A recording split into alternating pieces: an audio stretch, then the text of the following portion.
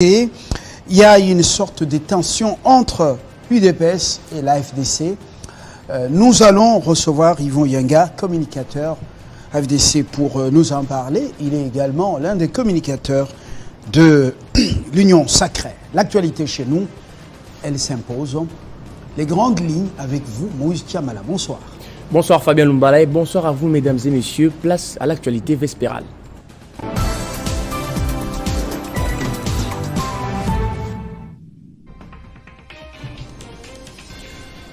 Ouverture du 21e sommet des chefs d'État et des gouvernements de la communauté des États de l'Afrique de l'Est, EAC, ce mercredi à Bujumbura. Les ministres de l'intégration régionale, Boussa Nyamwisi, représentent les présidents de la République, Félix Tshisekedi, à ses assises. Au menu, la sécurité dans la région ainsi que dans l'Est de la RDC.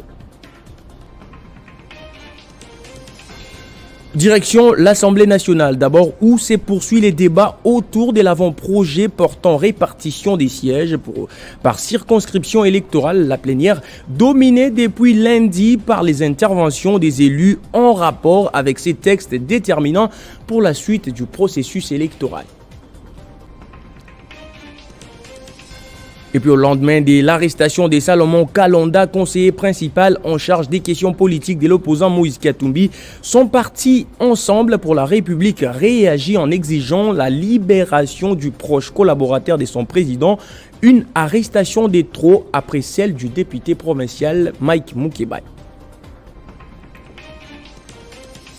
Et puis au Sénégal, le président Macky Sall a lancé ce mercredi les dialogues nationaux à 9 mois de la présidentielle dans un climat de tensions politiques. Les chefs de l'État n'ont toujours pas tranché les débats sur une éventuelle candidature à un troisième mandat. Une partie de l'opposition a déjà refusé de participer à ces dialogues et compte organiser son propre dialogue.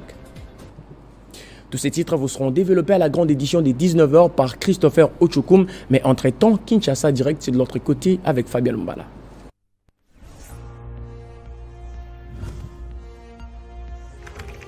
L'actualité reste en continu.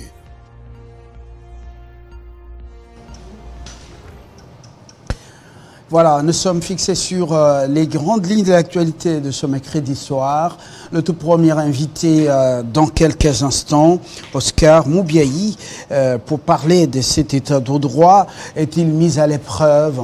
Les décors plantés avant les élections semblent donner quelques inquiétudes. Tous les détails tout à l'heure.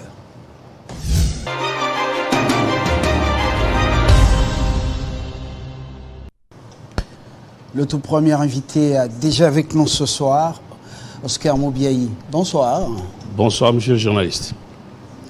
Vous êtes le coordonnateur de l'ONG État de droit en marche. C'est ça votre dernière initiative? Bon, j'espère que ça ne sera pas la dernière, mais en l'état, c'est une initiative qui est essentiellement dictée par l'intérêt majeur à accompagner le mouvement de l'état de droit qui est en marche depuis l'alternance au pouvoir. Avec l'arrivée de M. Tshisekedi au pouvoir, nous considérons que nous avons retrouvé le chemin de l'état de droit et qu'il faille suivre ce chemin, bien malgré les embûches. Et voilà pourquoi nous avons mis en place cette ONG afin d'accompagner l'état des droits. Bon, nous n'avons pas évalué, plutôt audité le fichier électoral. Nous, la presse, ne sommes même pas, encore moins, ne sommes même pas évaluateurs ni experts en la matière. Les chiffres nous ont été communiqués. On a pris conférence de presse et après, c'est le projet de loi qui a été déposé par le ministre, le vice-premier ministre en charge de l'Intérieur, Peter Kazadi, au Parlement. Et ce projet de loi est sous examen. Mais bien avant, le décor qui se présente maintenant au pays est un décor de nature encore à parler état des droits.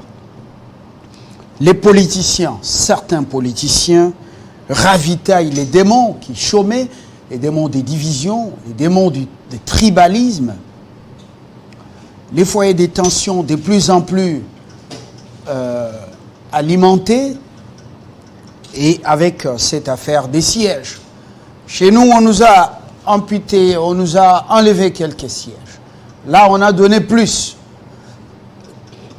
L'état des droits est-il réellement à l'épreuve? Bien, écoutez, il faut qu'on se mette d'abord d'accord sur ce que l'on peut entendre par état des droits. Pour faire simple, l'état des droits, c'est un état qui repose essentiellement sur le respect de la loi. Donc, tout ce que l'on fait doit être justifié par la loi et que cette loi est opposable et aux dirigeants ainsi qu'aux dirigés. Voilà un peu, de manière très claire et simple, ce que l'on peut entendre par l'état des droits. Et qu'il y a des critères, parmi les critères d'un état des droits, il faut en indiquer un seul, qui exige l'égalité de tous devant la loi. Maintenant, à travers votre sujet, est-ce que l'état des droits est-il mis à l'épreuve? Si par cette question, l'on entend la mise à l'épreuve, pour dire qu'il y aurait violation des droits de l'homme actuellement, de sorte que l'on puisse dire et considérer que l'état des droits est mis à mal, nous disons non. Maintenant, si votre question, l'état des droits mis à l'épreuve, s'inscrit dans l'ordre de considérer que l'état des droits est un idéal auquel on doit toujours tendre, nous répondons en disant oui, l'état des droits est toujours constamment mis à l'épreuve parce que c'est un idéal auquel on doit tendre et que l'État, entendu ici le gouvernement, doit toujours faire preuve de beaucoup de moyens pour pouvoir sauvegarder, consolider l'état des droits. Le président de l'Assemblée nationale, parce que la production nous l'a bien, nous soumet un peu à cette thématique, a donc dit si l'opposition sèche les plénières qui examinent ce projet de loi en rapport avec la répartition des sièges, la démocratie continue et ils vont continuer jusqu'aux élections. Ils ne vont pas attendre un décor favorable à un processus électoral crédible. Alors, écoutez, il y a toujours un adage qui dit que la politique de chaises vides ne paie jamais. Donc, à l'Assemblée nationale, c'est la loi de la majorité. Et quand vous séchez avec de... protection de la minorité, justement.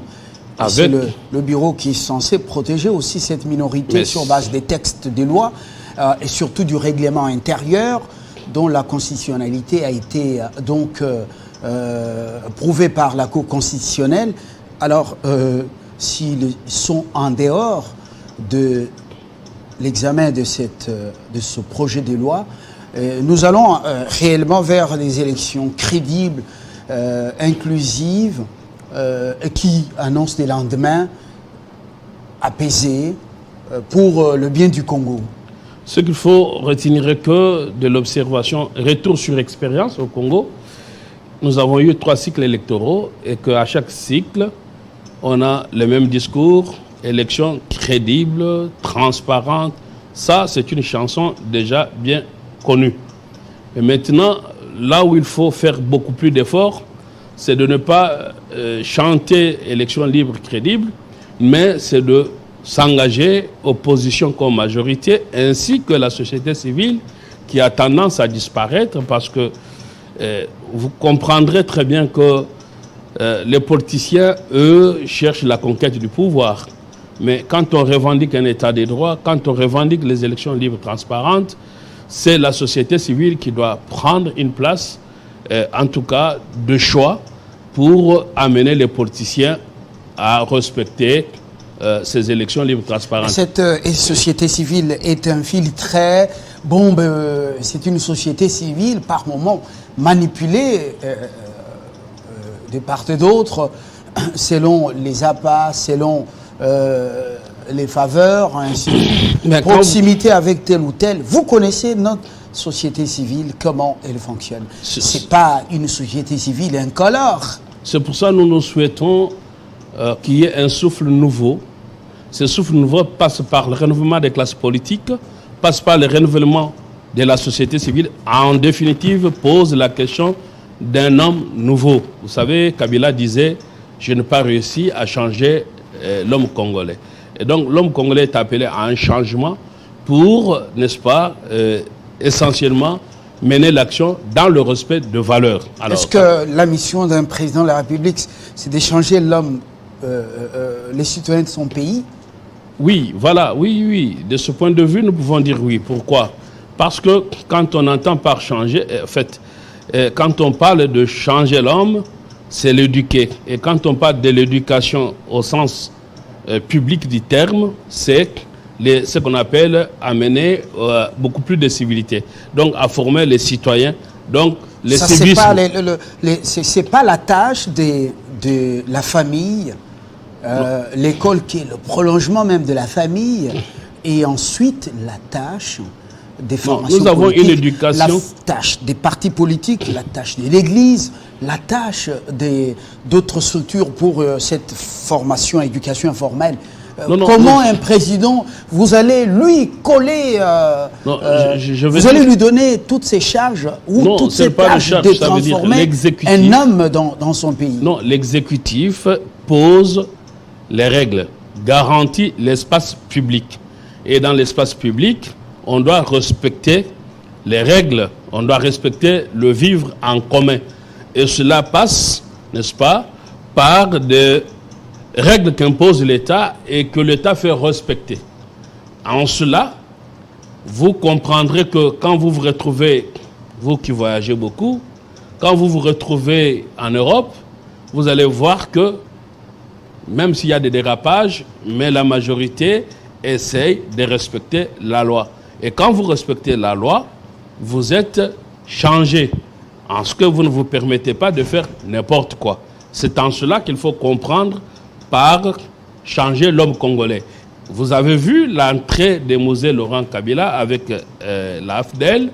Vous avez compris que les gens ne s'alignaient pour entrer dans le bus et on ne se mettait plus les jambes croisées. Donc il y avait ce que l'on appelle la morale publique. Donc changer un citoyen, c'est imposer une morale publique. Et par là, donc pour arriver à ce que vous étiez en train de dire, donc aujourd'hui, par rapport à l'état des droits, donc nous considérons que le principe essentiel, c'est le respect de la loi. Alors, vous avez maintenant, on va vous dire qu'il n'y aurait plus l'état des droits parce qu'on a interpellé X, Y et l'opposition crie à la violation. La question fondamentale, c'est de dire, est-ce que les gens qui sont interpellés l'ont-ils été en respect de la loi ou pas? Et vous comprendrez aussi que quand vous avez des personnes qui incarnent, n'est-ce pas, qui symbolisent les institutions publiques comme députés et qui arrivent à violer la loi, à ce moment-là, ces personnes-là ne font pas preuve de civisme et donc des personnes pareilles doivent être changées. Partout, même dans les États qui ne sont pas États de droit, même dans les États dictatoriaux, les interpellations, ça sauvit. Elles sont pratiquées. Interpellations par les services compétents, services sécurité, services judiciaires. Mais l'approche, on peut parler de la méthode, la rudesse qui accompagne cette méthode, est-ce que ce n'est pas ça qui appelle à la clameur populaire?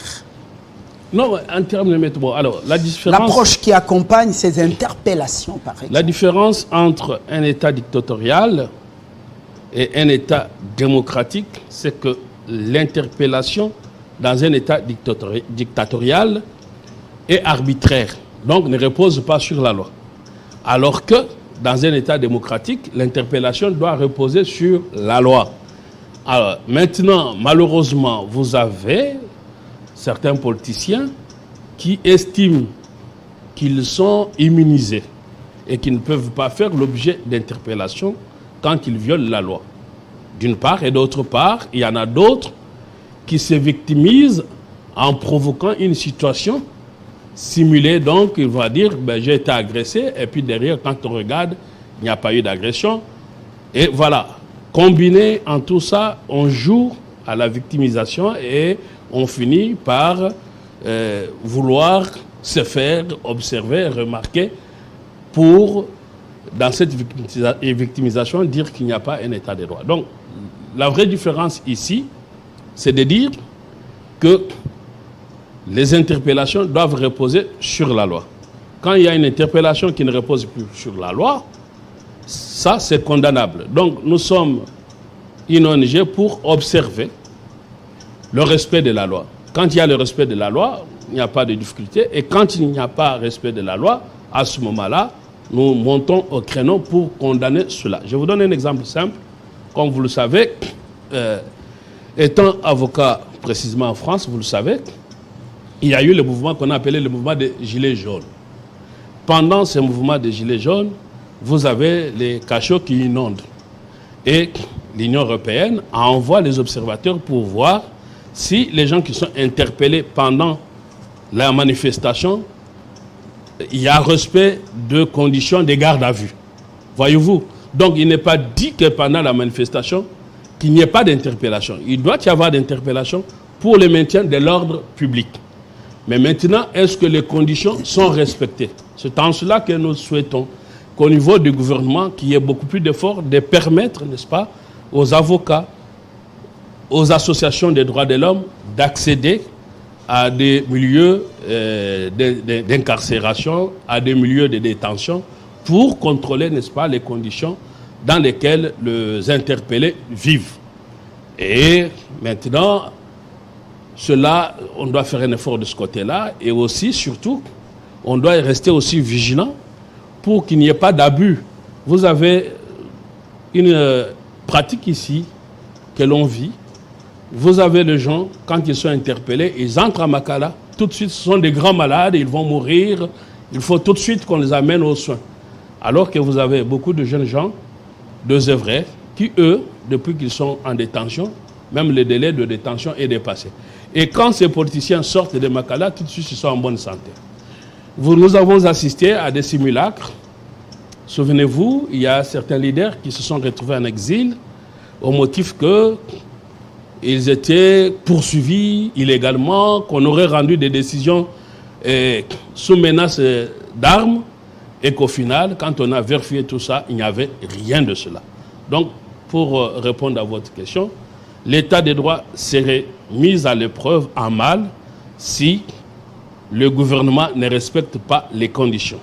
En l'état des choses, dans les interpellations qu'il y a eu, bon, sauf à nous apporter la preuve contraire, nous avons seulement constaté que ceux qui s'en plaignent disent tout simplement qu'on ne pouvait pas toucher par rapport à leur dignité, par rapport à leur rang. On s'est dit conseiller spécial. Mais non, nous avons indiqué qu'un critère essentiel d'un état de droit, c'est égalité de tous devant la loi. Quand vous violez une loi, quel que soit votre rang, vous êtes interpellable. C'est au niveau de la forme, au niveau du fond exactement, même quand c'est fait, il faut que l'opinion spécule dans les réseaux sociaux le vrai motif pour lequel, si pour les uns, ça a été établi, incitation à la haine, tribale, et tant d'autres motifs, mais pour les autres, il n'y a pas eu de motifs énoncés clairement pour éclairer l'opinion. Et on laisse l'opinion spéculer sur la toile, et comme cela alimente plus, rythme plus la vie en société et chez nous, eh ben, bonjour les spéculations, bonjour les injures, bonjour les restes dans tous les sens. Ben, écoutez, bon, maintenant, je vous ai bien dit que le critère d'un état de droit, c'est l'égalité de tous devant la loi. Oui. Si l'on dit qu'il y a les uns qui sont interpellés pour les mêmes faits et les autres ne le sont pas, cela est condamnable. Alors, pour ceux-là qui disent que certains ne sont pas interpellés alors qu'ils ont commis les mêmes faits, ça, je crois que ce n'est pas une justification. Vous n'allez pas voler et dire que vous ne pouvez pas m'interpeller parce qu'il y a d'autres voleurs qui sont en liberté. Ce n'est pas ça la question. La question est que tout le monde doit respecter la loi. Pour ceux qui ne sont pas interpellés, je pense qu'ils doivent l'être s'ils ont commis les mêmes faits. Maintenant, ce que je constate, je vous donne 2 exemples. Ça doit être fait, comment on appelle, vous l'avez dit, vous l'avez rappelé, tout le monde, nous sommes tous égaux devant la loi. Il faut que les interpellations soient faites de part et d'autre lorsqu'il y a violation de la loi, justement. Oui. Mais vous constatez, moi je vous ramène sur le terrain, j'avais pensé qu'on aille dans ce sens, on me ramène aux chiffres de la CENI, alors que je ne maîtrise rien de ces chiffres de la CENI.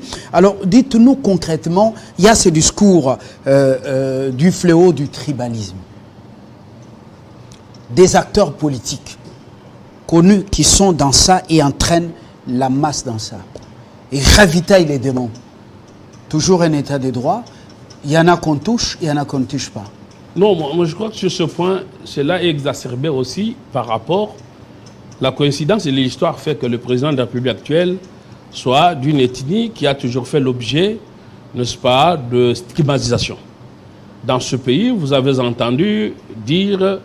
Est-ce qu'il faut aller le dire sur la place publique, tomber dans les pièges de ceux qu'on, par exemple, qu'on veut interpeller ou qu'on interpelle, verser dans ces discours-là? Est-ce que c'est pas dangereux? Non, mais c'est très dangereux. Pour les responsables politiques. Non, c'est très dangereux. Le tribalisme doit être condamné d'où qu'il vienne.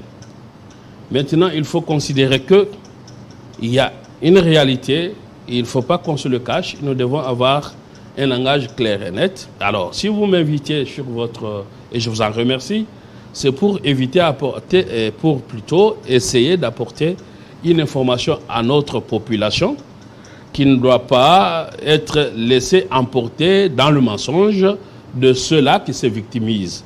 C'est pour cela que la population doit être formée et vous faites bien votre travail. Et donc, notre population doit savoir que qui que vous soyez, tout citoyen congolais peut faire l'objet de poursuites judiciaires. Le faire contre certaines personnes qui se croient des intouchables, cela n'est en aucun cas ce que l'on appelle acharnement. Et nous devons inviter notre population à rester très vigilants. Et je sais de quoi je parle. Je vais vous donner 2 exemples. À rester très vigilants à l'égard des manipulations. Parce qu'il y a certaines personnes qui vont, pour se faire connaître politiquement, qui vont provoquer l'État afin qu'il soit interpellé. Et en ce moment-là, ils vont se faire connaître comme des leaders politiques et dire qu'il y a donc violation des droits de l'homme et épingler que cette violation des droits de l'homme serait l'œuvre de Monsieur le Président de la République. Je vous en donne 2 cas. Vers des années 2015-2016, alors qu'on a manifesté ici pour faire mandat de Kabila, j'ai reçu en Europe un grand leader politique qu'on appelle communément président élu, qui avait estimé qu'il avait été atteint d'une balle réelle ou d'une balle sur une partie de son corps. Moi j'ai dit, ces faits-là sont condamnables, nous pouvons poursuivre, mais apportez-moi de preuves de vos allégations. Je vous dis que jusqu'à ce jour, notre conversation s'était arrêtée, je n'ai jamais eu de preuves. J'ai eu, pour 2e cas, j'ai eu à pouvoir recevoir Madame Ramazani Chantal, qui, la juge que l'on disait qu'elle avait condamné M. Moïse Katumbi, sous menace de M. Kalev. Aujourd'hui, retour sur expérience, je vous informe que cette dame vit en France et que M. Katumbi lui-même, avec son équipe, est revenu au Congo, a obtenu une décision de justice au niveau de la Cour de cassation pour dire que la dame aurait été corrompue. Voyez-vous la contradiction? Donc, et on peut continuer dans certaines choses. On va vous avancer des choses, mais on ne va pas vous en apporter de preuves. Donc ici, je vais dire tout simplement que notre population doit rester vigilante aux manœuvres de certains politiciens qui vont créer des situations pour se rendre victimes. Et en même temps, notre population doit pousser l'État à respecter, parce que l'État de droit, l'État doit respecter lui-même la loi. Donc les conditions d'interpellation doivent reposer sur la loi. Quand il n'y a pas respect de la loi, que ce soit à l'égard des policiers, des autorités politiques, que ce soit à l'égard des policiers, dès qu'il n'y a pas respect de la loi, il n'y a plus l'état de droit. Et donc nous devons beaucoup plus rester vigilants. Et l'état de droit, c'est une obligation pour notre avenir à nous tous, pour notre peuple. Merci beaucoup de l'avoir dit. Et vous avez donc, vous en avez appelé à la population congolaise et surtout de faire preuve de sa maturation parce que ces temps seront très agités jusqu'en décembre ou après décembre. Au-delà de ce peuple qui doit faire preuve de la maturation, de sa maturation, il nous faut également une presse responsable, pas une presse pyromane. C'est maintenant que les institutions d'appui à la démocratie doivent rester en état d'éveil. Le CESAC, Conseil supérieur de l'audiovisuel, de la communication, et ensuite la CNDH, dirigée par... voilà la preuve Sapou, Paul Sapou. Et c'est maintenant qu'il faut s'activer, se mettre au travail. Sinon, la République est plus importante que les états d'âme et les gesticulations. Les hommes passent et le pays reste. Bonsoir. Bonsoir. Merci d'être venu. C'est moi qui vous remercie. Dans quelques instants, nous recevons Yvon Yanga pour boucler.